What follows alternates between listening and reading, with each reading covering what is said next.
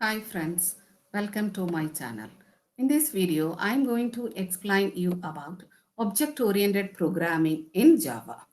Object-oriented programming is a method of implementation in which programs are organized as cooperative collection of objects, each of which represents an instance of some class. So class and object, these two are the main components in object-oriented programming. So when you talk about class, class is an abstract data type.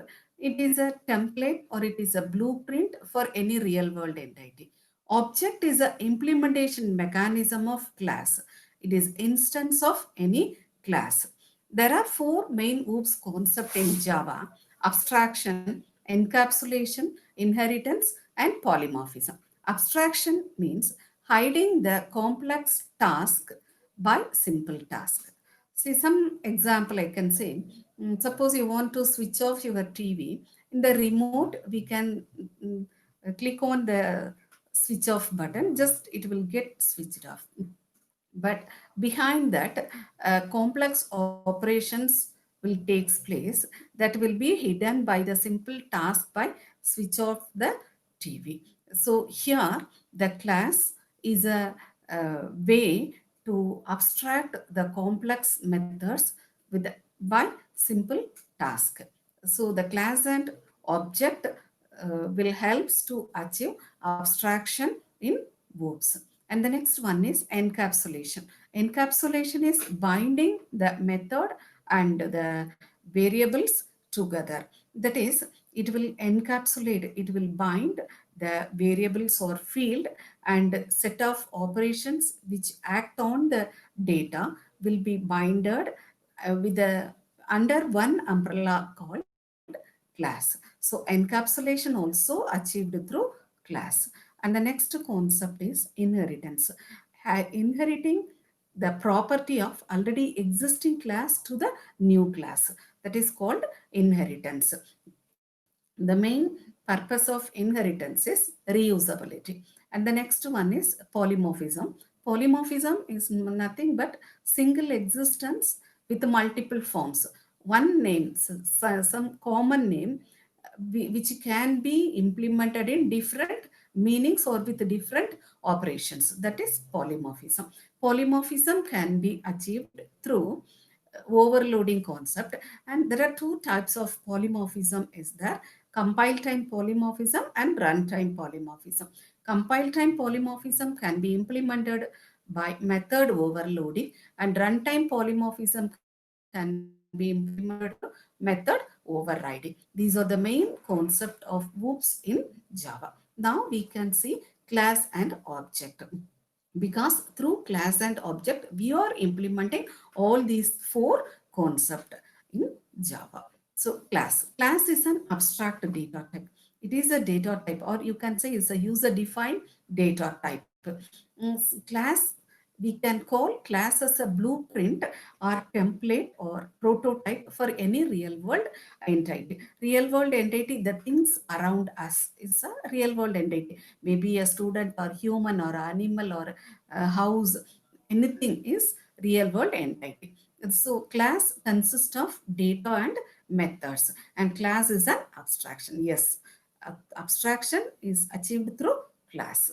Class can be defined using this syntax: modifier, then class is a keyword, then name of the class, then field, the class contain field, constructor, and method declarations. Any of these we can define inside class. Then modifier is access modifier. It tell the compiler that the class can be of private or public or protected, or the class can access within the class, within the program, or outside the class, or outside the inherited classes. So that is private. Private means only within the class we can access. Public means we can access outside the class. Private means we can access within subclass or an imported packages. The next one is object. Object is instance of class. For a class, we can create a number of objects.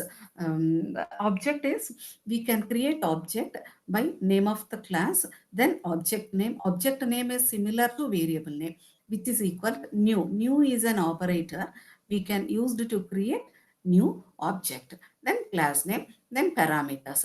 Either you can pass parameter or simply we can create object without any parameter. So this is the way we can create class and object. Now I will explain these through some simple example how to create class and accessing the class.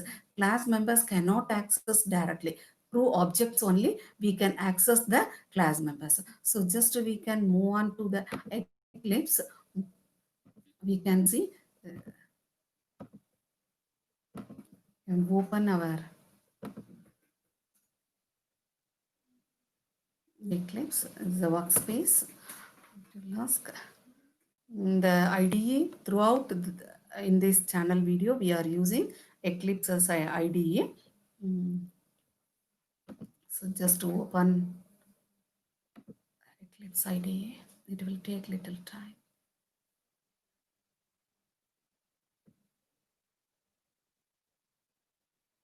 Yes. So welcome page. Just to close this. This already we have created something here. Just we can create a class. So I'm taking example class.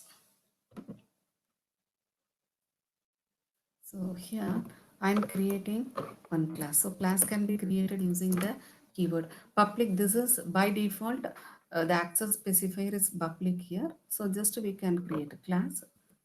I'm creating a class called stud. So stud is a class I'm creating. So the field, this is a field name we can use, and int mark I'm using. So I'm using two field or two instance variable we can say. Then method can be defined again access specifier. Return type, return type is void. Method name I am using set value. So string name and int mark.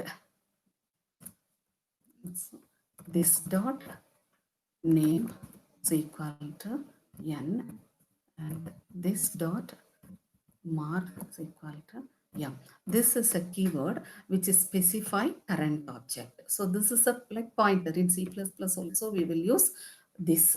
It is a pointer which is specify current object, and I am creating another method to display this.